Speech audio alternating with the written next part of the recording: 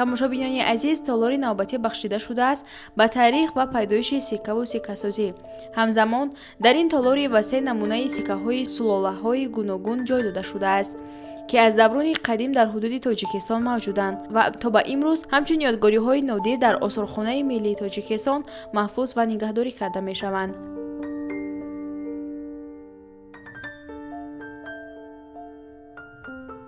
дар як аз толори намоиши шӯъбаи таърихи бостон ва асрҳои минои осорхонаи миллӣ толори махсус амал мекунад, ки ба санъат ва илми нумизматика, яъне ба санъати сикказанӣ ва илми сиккашиносӣ бахшида шудааст. бояд гуфт, ки аз рӯи таҳқиқотҳои олимон ва бостоншиносон аввалин нишонаҳои сикка задан ба асрҳои 8 то милод нисбат дорад, ки аввалин нишонаҳои сикка зарб задан дар соҳилҳои баҳри Эгей ва ҷазираҳои Юнони қадим ба вуҷуд омада буданд, ки дар болои сиккаҳо дар ин давра асосан ҳайвонот тасвир мешуданд ва ин ҳайвонот одатан муқаддас буданд, яъне ки онҳо ифодагари рамзи худоён буданд. ва қадимтарин империя, ки дар ҷон арзиёсӣ кардааст, империяи ҳахоманишо мебошад ва дар толори намоиши осорхонаи миллӣ низ қадимтарин сикка ба ҳамин давра, яъне ки ба замони шоҳаншоҳии ҳахоманишо нисбат дорад.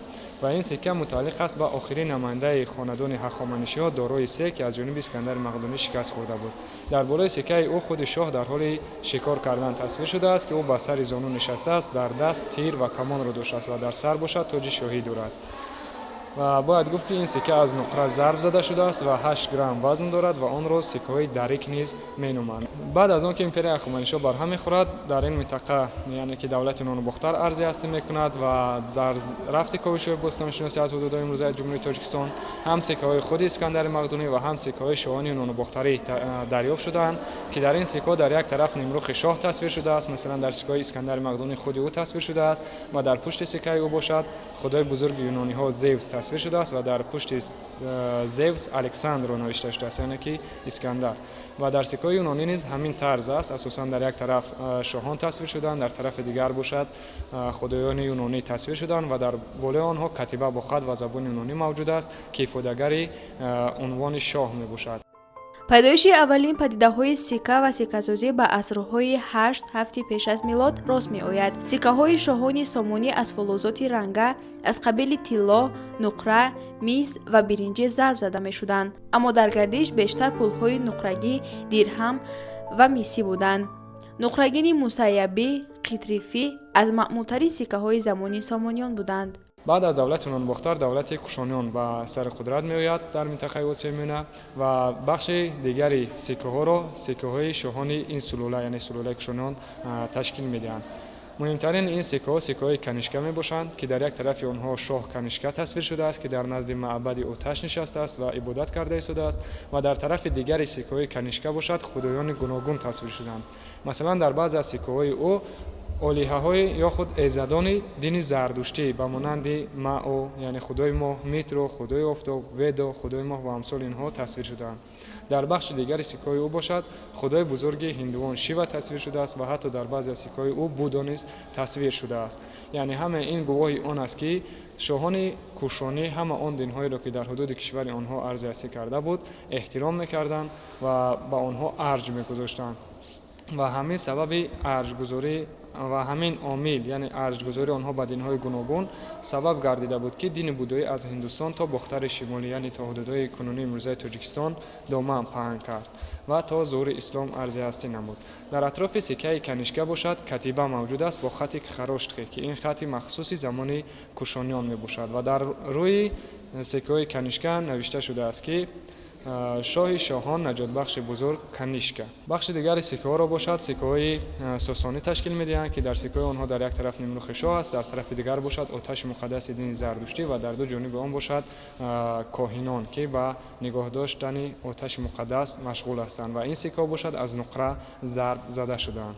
яъне ки то зуҳури ислом ҳама сиккаҳо бо чунин тарз зарб зада мешуданд, ки дар як тараф шоҳ тасвир мешуд, дар тарафи дигар бошад худое, ки онҳо парастиш мекарданд ва ҳамзамон дар болои сиккаҳо катибаҳо низ дида мешавад, ки инҳо аҳамияти муҳими таърихӣ доранд, яъне ки дар бораи этнос, дар бораи хат, забон ва дини сулолаҳои гуногун ба муаррихон ҳикоят мекунанд.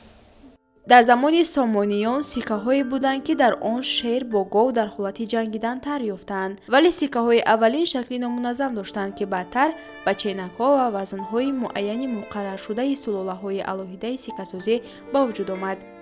дар ин гӯшаи толури намоишии сиккаҳо харитаи давлати Сомониён нишона доштааст, ки ин давлат ҳудудҳои имрӯзаи Тоҷикистон, Ӯзбекистон, Қирғизистон, Туркманистон, бахши зиёди Эрон, Афғонистон ва Покистонро дар бар мегирад. Пойтахти ин давлат бошад шаҳри Самарқанд ва баъдан ба шаҳри Бухоро интиқол дода мешавад.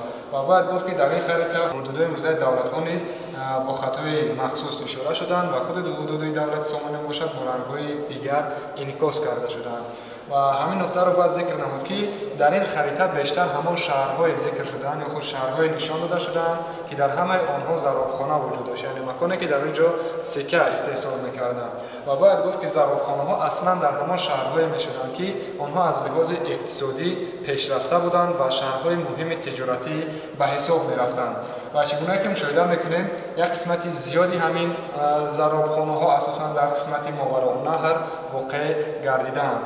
ва бояд гуфт, ки дар натиҷаи кӯшишҳои бостоншиносии сиккаҳои Сомонӣ ғайр аз он, ки аз ҳудудҳои имрӯзаи давлатҳои Осиёи Миёна ва ҳудудҳои қадимаи давлати Сомониён ба вуҷуд меоянд, инчунин ба миқдори зиёд ҳам ба миқдори дафина ва ҳам ба тарзи алоҳида аз давлатҳои Аврупои Шимолӣ ва Аврупои Шарқӣ низ ба даст меоянд. ва ин гувоҳи он аст, ки сиккаҳои Сомонӣ дар он давра, яъне ки дар асрҳои 9 ва 10 ҳамчун сиккаҳои байналмилалӣ мавриди истифода қарор мегирифтанд ва онҳо нақши муҳим доштанд.